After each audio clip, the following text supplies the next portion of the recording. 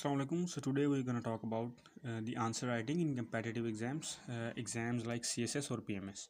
So we must know about what is a complete answer before writing the answer to any question. From the examiner's perspective, it is actually the response that fully addresses the topic or an issue. Before answer writing, we must know about the following things. So first of all comes the nature of the subject. So this is the most important part of your answer writing, because if we are writing the answer in Pakistan affairs to any question, then your answer must not be contradictory or go against the ideology of Pakistan and foreign policy of Pakistan, because whole of your this subject is based upon these two things: the ideology of Pakistan and the foreign policy of Pakistan. Talking about the ideology of Pakistan, there have been the personalities back in the history that have been the controversial to different people, because some think Sir Sayyid as their hero while the other think the other way. For example, some people think of him as pro-British while the others think that in no way he was a pro-British. Same is the case with the Muhammad bin Qasim. People think that Muhammad bin Qasim came here to spread Islam, while the others think that he came here just to loot. So in both of the cases, we have to stick to the positives of those personalities, because that is what the ideology of Pakistan said. For example, in the case of Sir Sayyid is the main pioneer who gave the concept of two nations theory. That was the main reason for which the Pakistan came into being. Similarly, the Muhammad bin Qasim, no doubt many of the people may agree or disagree with his personality, but one thing that actually is correct, that he brought Islam to the subcontinent. So that is the main reason for him to be supported in our arguments. If we talk about the foreign policy of Pakistan, so in any case, if we are a third party to any conflict or any issue, then we don't have to write any answer that supports the Israel or India, because it is our foreign policy to not support the Israel or India. Similarly, if same is the case with the China, so it is our foreign policy to take China as our first priority in any conflict. Let's suppose if we have another subject like Islamic studies. So when we are gonna write answer to any question in the Islamic studies, then writing the answer to any question in the Islamic studies paper, so care must be taken to not write any answer that contradicts the ideology of Islam. So once there was an aspirant who, while attempting the question on hijab, harshly criticized it. He was like, दुनिया चांद पे चली गई है और इन मौलवियों ने हमें हिजाब और पर्दे के पीछे लगाया हुआ है.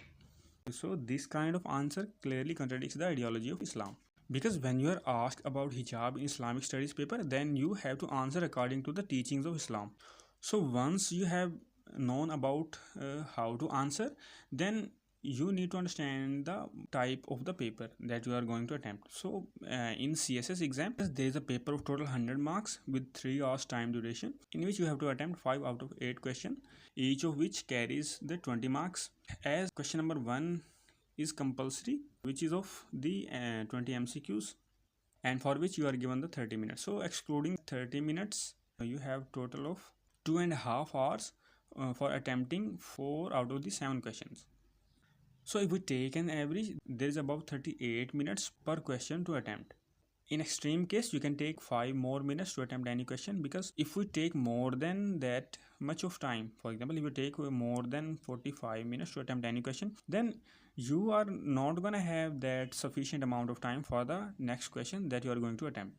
So suppose if you know answers very well, and due to poor management of time, you spend nearly 55 to 60 minutes on first question, then you surely are gonna have lesser time to attempt the next question. And suppose you score in that question 18 to 19 marks, and in the second question, due to your poor management of time, you score nearly 10 to 11 marks, because you fell short nearly 15 to 20 minutes for that question.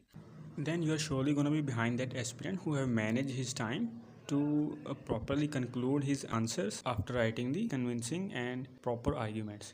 No matter how well you knew the answers, but that aspirant who have managed his time is surely going to outdo you. And after that comes the method of writing your answer, or how to write the answer. Now to write your answer, first of all you have to understand all of the keywords that are given in the question.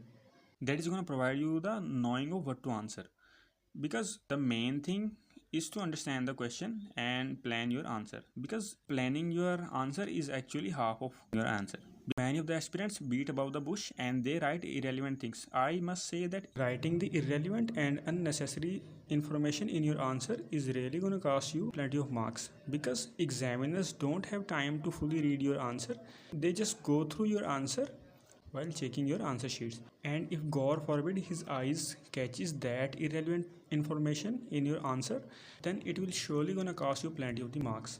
So I must say, if you don't have that much of data, write a bit shorter answer, but don't ever prolong your answer while writing the irrelevant and unnecessary information. So in answer writing, first of all comes the planning of your answer, and when you have planned your answer, you are gonna brainstorm your answer and write down the relevant points on the rough page. Then after, when you have done brainstorming, you are gonna arrange those points and gonna start writing your answer. So while writing your answer and to prove your arguments, statistics from the relevant institutions and organization, plus and the quotations from the experts in that field, plus the mentioned theories and approaches that have been given in the syllabus or that have been the part of that specific subject. For example, in the subject of international relation, you must use the theories like realism, constructivism, modernism and postmodernism, etc. These are the theories and approaches that you must apply while writing that answer. So many of the aspirants are concerned about what should be the preferable length of their answer. So I must say, for a question of 20 marks, there must be an answer of 6 to 8 pages. Now that doesn't mean that a question of 8 pages is going to score you high marks than that of the 6 pages, because the main thing that matters is, does your answer suffice the examiner's demand in the question? So if it does, then you are surely going to have a good marks in that particular question. The most important thing that makes toppers the toppers is the paper presentation, because presentation of the paper is actually main reason for them being the toppers. Now while writing the answer, I usually use four things: a black marker, a blue marker, a pen, and a black pointer.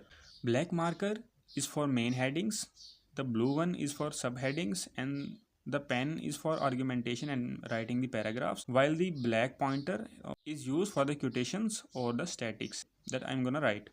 Now while writing the answer, you must write outline, because the examiners have hundreds and thousands of paper and he ain't gonna read all of your answers. So he's gonna take a guess of your answer from your outline, what you have discussed in your answer.